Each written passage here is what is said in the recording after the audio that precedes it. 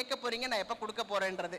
ததாஸ்துன்னு சொல்லும், கண்டிப்பா சொல்லும். ஏதாவது ஒரு கௌளி கத்தம் இல்ல மாலை வளரும். என் வீட்டுல எல்லாம் மாலை வளரும். நீங்க இந்த பூவை கொண்டு வந்து இங்க போட்டோன்னா காலையில எந்திரிச்சு பார்த்தா எங்க ஆத்தா கிட்ட இருந்து இவ்வளவு தூரம் வளர்ந்து கிடக்கும். அந்த மாதிரி இன்னைக்கு கூட காமிச்சேன் நான் கிட்ட, எப்படி பூ வளர்ந்து கிடக்கு பாருடி அப்படின்னுட்டு.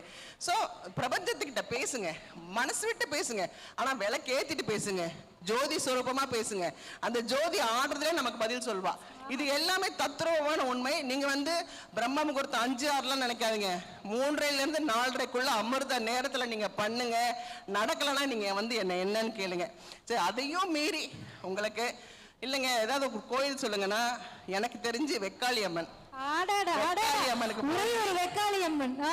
அற்புதமா ஒரே ஒரு வெக்காளி அம்மன் கிட்ட போயிட்டு பிராத ரசீது கொடுப்பாங்க, ஒரு 5 ரூபா தான் அது.